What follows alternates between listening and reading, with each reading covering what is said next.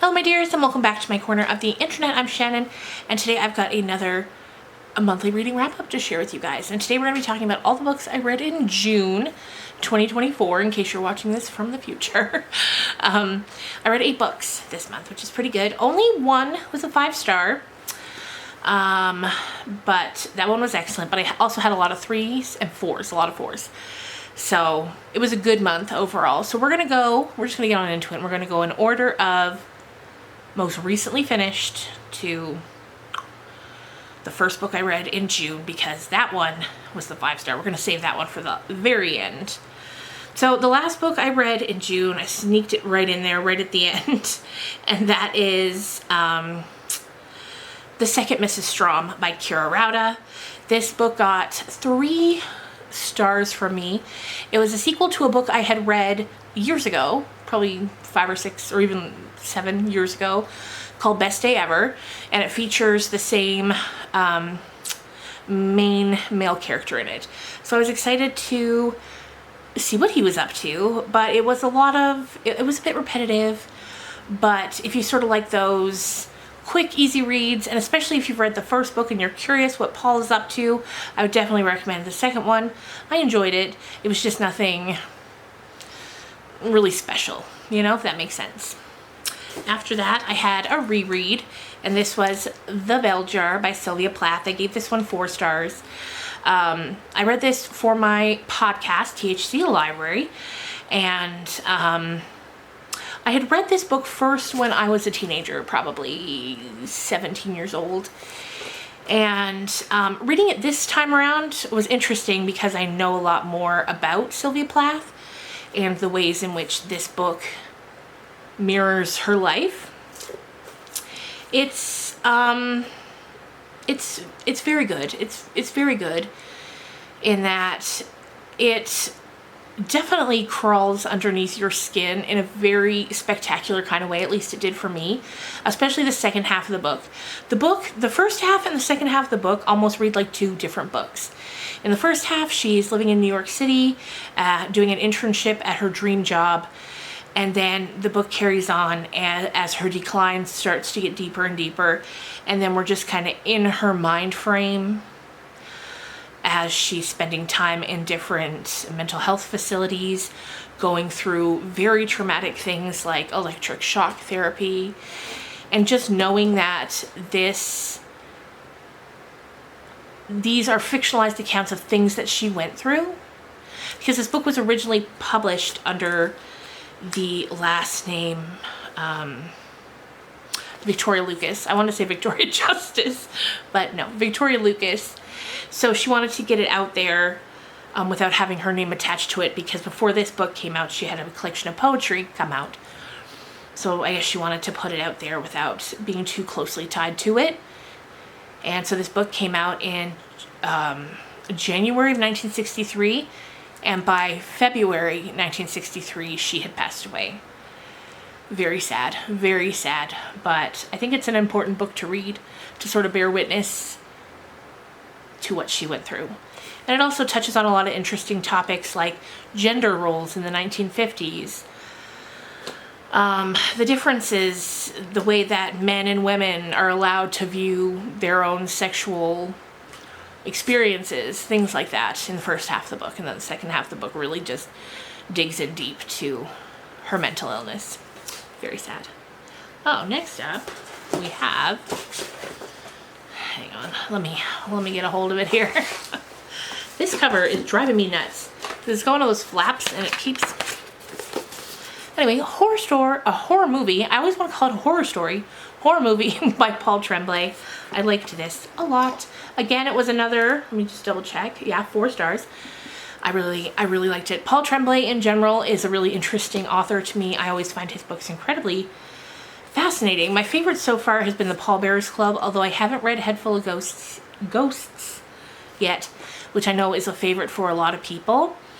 But without having read that, The Pallbearers Club is my favorite. This one was good. It's about a cursed film, a group of young friends making a movie.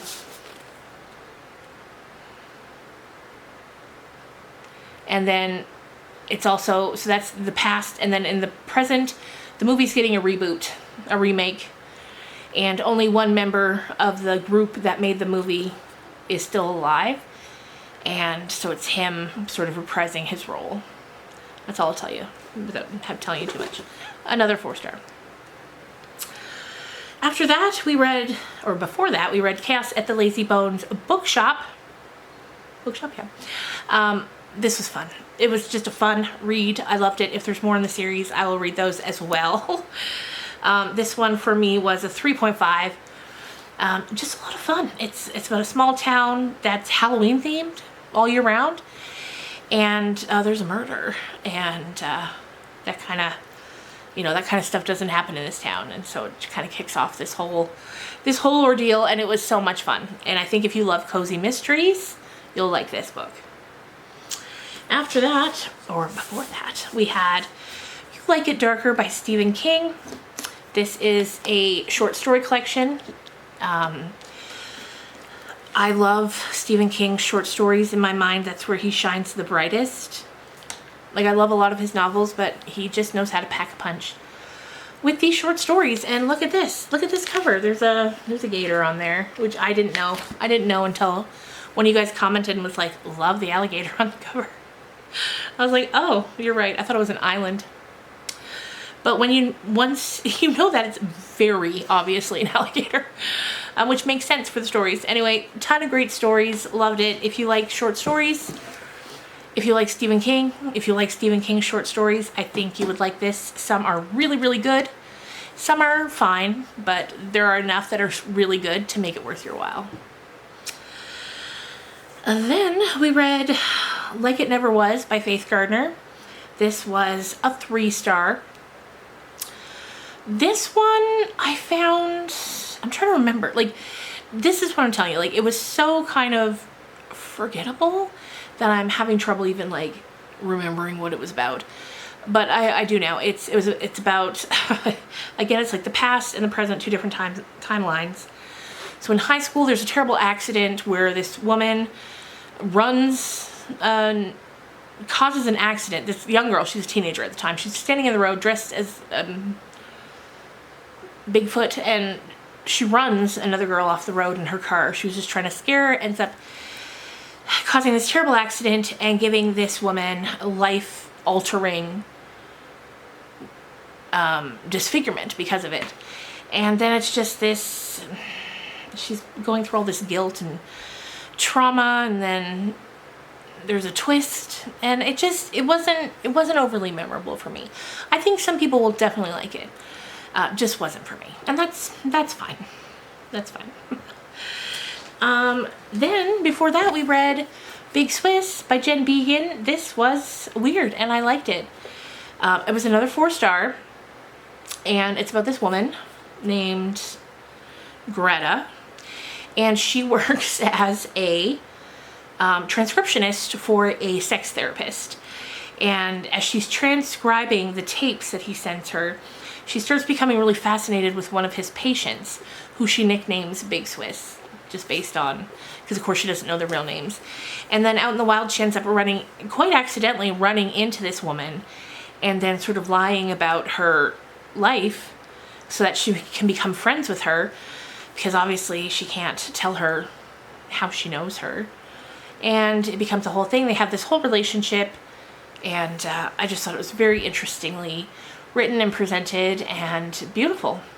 I loved it. I loved it. And then the first book that I read in June was A Sorceress Comes to Call by T. Kingfisher. This was my 5-star for the month. I loved it. I loved it. It's a retelling of the Grimm's fairy tale, The Goose Girl. And it's about a young girl and her mother, and her mother's a sorceress. And there's this whole thing where her mother can control people, like literally, and she's been controlling her daughter her whole life. And then she just, I don't want to say too much, but they end up moving into a house with a man and his sister, and the mom's like, I'm gonna make him love me, we're gonna get married, this, and this. And then it's a whole thing when they're living there. And it reads like a classic already. You know, it's one of those books. T. Kingfisher, I've read a few different books from her in a few different genres, and she just hits it out of the park, no matter what genre she's telling the story in. And she's quickly becoming like an auto-buy author for me, or auto-request author, because some of these books, like this one might be out now, but if not, like, it's coming out soon. So all these books are either out. The ones I have hard copies of, they're out. The ones with the pictures, they're not out yet, or coming out soon. So there you go. 5 stars. Those are all the books I read in June. I've been feeling a little under the weather the past couple of days, so I didn't even know if I was going to get to come and film today, but I'm glad I did. So if I seem a little out of sorts, that is why. But thank you so much for watching. Let me know down in the comments down below what was the best book you've read so far this month. And I will see you again real soon with a book talk of the new Riley Sager book, Middle of the Night. Bye, guys.